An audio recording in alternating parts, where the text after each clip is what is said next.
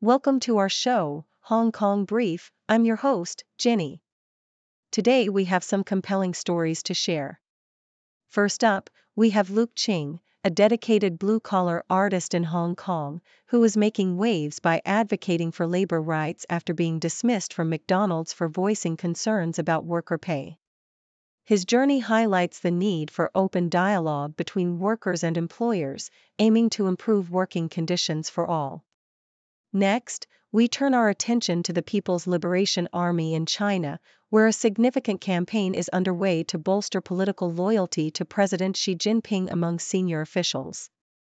This initiative comes amidst ongoing military modernization efforts and aims to unite the troops, especially in light of recent leadership changes and the lessons learned from global conflicts.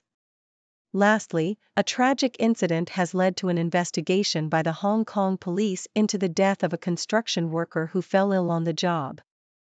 The circumstances of his passing remain unclear, prompting a thorough inquiry into workplace safety. Please stay tuned for more detailed coverage on these stories.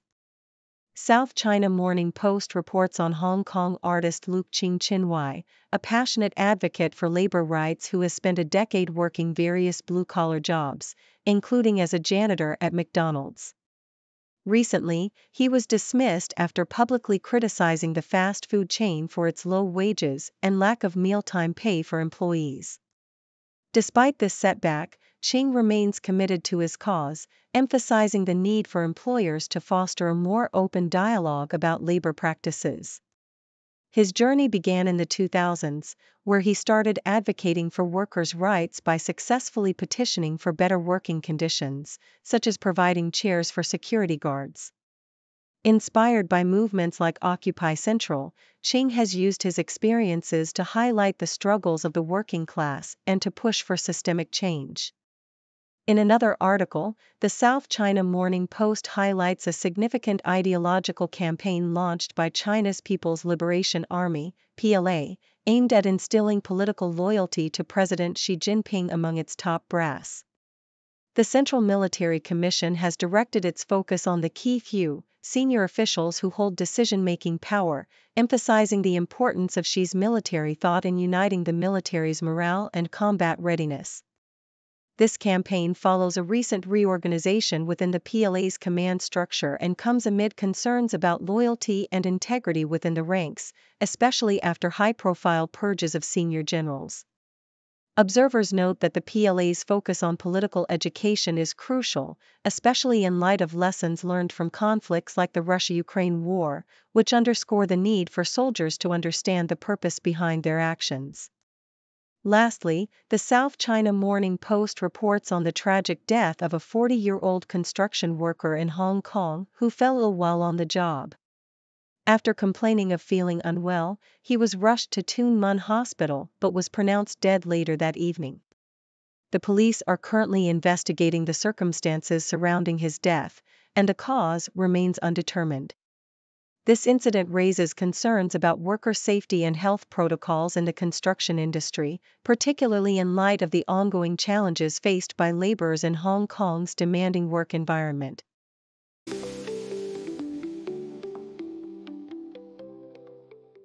South China Morning Post highlights the vibrant coffee scene in Hong Kong, with 5 new coffee shops to explore in February 2025. Urban Coffee Roaster has opened a stunning 2-level cafe on Hollywood Road, showcasing an innovative cocktail program alongside their in-house roasted coffee, including unique Irish coffee cocktails inspired by popular desserts. Meanwhile, How Coffee and Bread Department offers a whimsical, pet-friendly pop-up at Kai Tak Sports Park, perfect for coffee-loving dog owners. Moropain, a Japanese bakery from Fukuoka, delights patrons with its signature melon pan and coffee-rich tiramisu flavor, all in a rustic setting.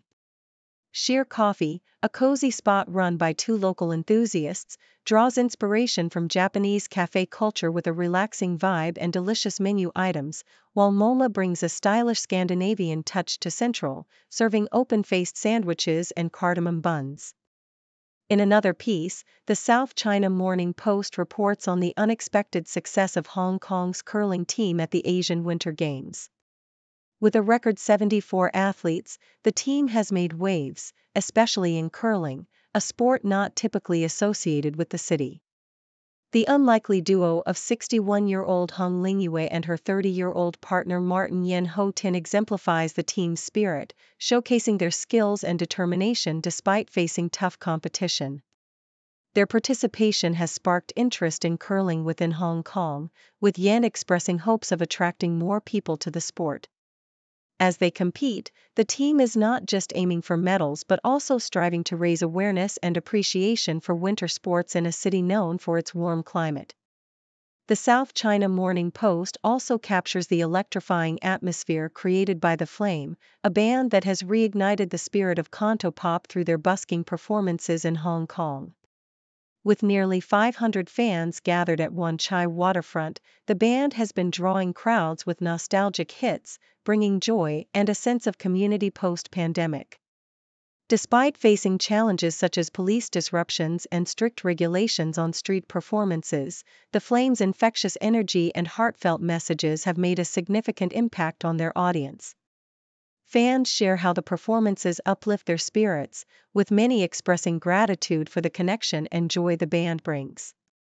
The Flames' journey reflects the power of music to unite people and provide solace, proving that their passion for performance transcends mere entertainment.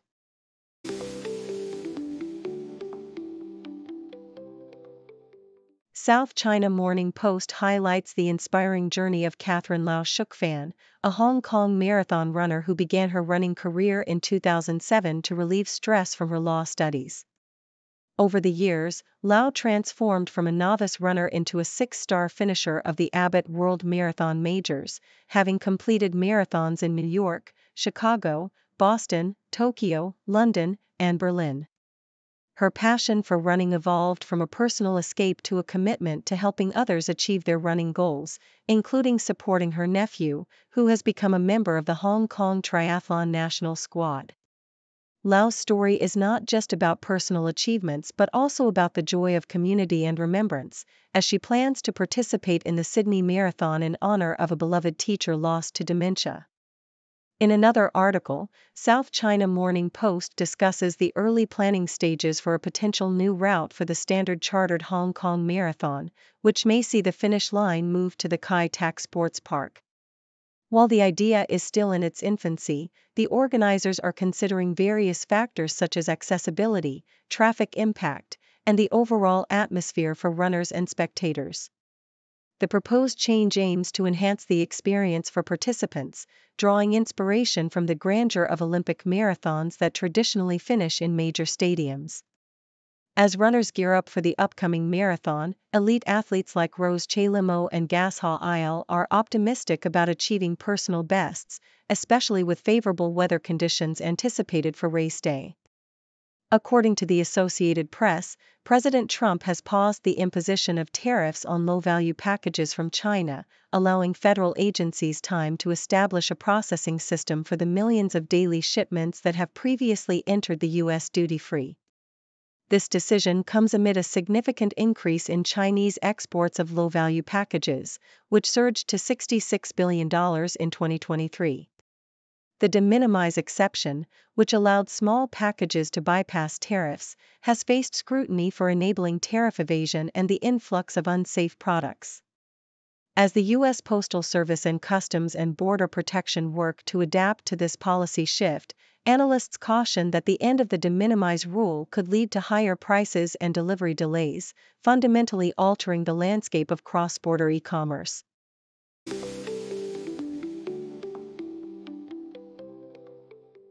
South China Morning Post reports that despite various government warnings about travel safety in China, many foreign tourists are undeterred. Dutch traveler Furkan Molenaar, who visited Guangzhou, found the experience surprisingly safe, even more so than in his home country. He and his girlfriend faced minor inconveniences, such as a mobile app glitch, but overall felt secure. This trend reflects a broader shift where travelers are increasingly relying on personal recommendations and informal travel advice rather than official government advisories, which may not accurately capture the current realities of travel in China. The surge in tourism to China, bolstered by relaxed visa regulations, suggests that many are willing to overlook outdated safety concerns. The Toronto Star highlights recent air travel incidents that have raised questions about airline safety, including a tragic collision near Washington, D.C., and a missing plane in Alaska. However, experts emphasize that the risk of dying in an air travel accident remains extremely low, with a 1 in 13.7 million chance according to a recent study.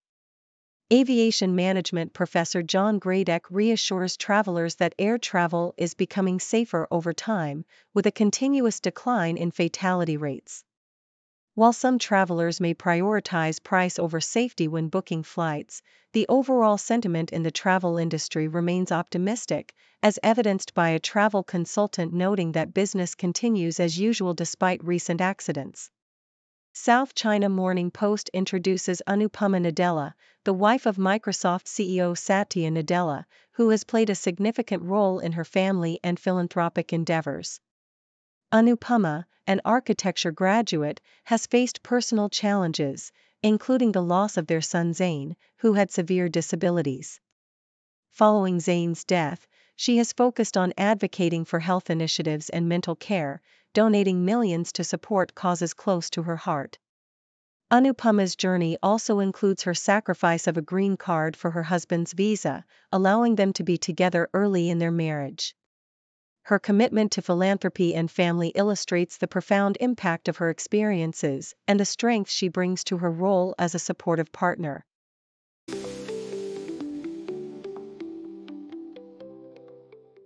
South China Morning Post highlights the multifaceted life of Robin McGraw, wife of Dr. Phil and a prominent figure in her own right. Known for her best-selling books, including Inside My Heart and What's Age Got to Do with It, Robin is also a podcast host and a television personality.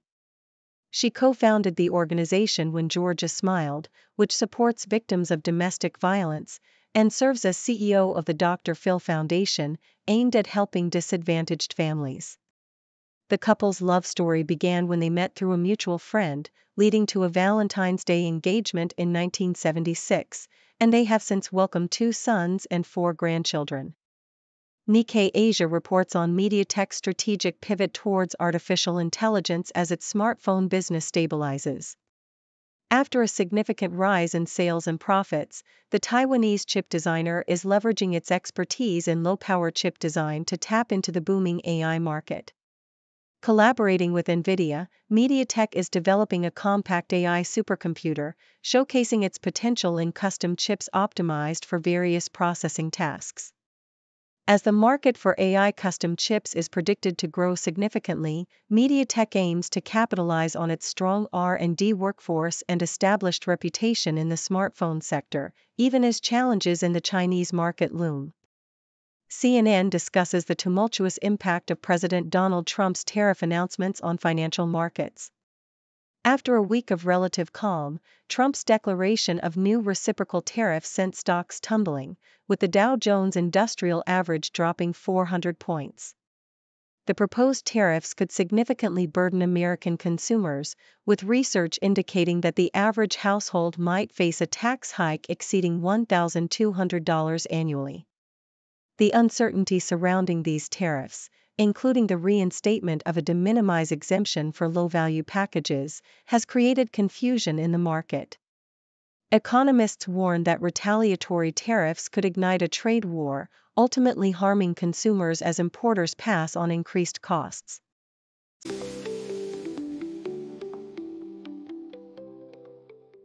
Thank you for tuning in. The content above showcases the latest briefing reports and analytical synopses, thoughtfully curated by the 6Do team. These insights stem from a wide array of reputable media outlets, think tanks, government sources, and specialized experts worldwide. We encourage you to explore these sources for a comprehensive perspective. Keep in mind that while the content may not always align with the official standpoint of 6Do Brief, it's not meant to be taken as absolute directives for decision-making.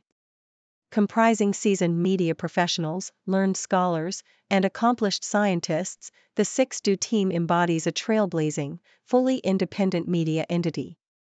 To customize 6Do Brief to meet your professional needs, you have the option to subscribe to a diverse array of briefings on our website, 6dobrief.com. Regardless of your location, you can conveniently receive 6Do Brief via email. Scrolling through the headlines, another crazy day. 6 degrees of stories, connecting in their way. From the weather to the sports, and everything we see. People making news on TV screens for free.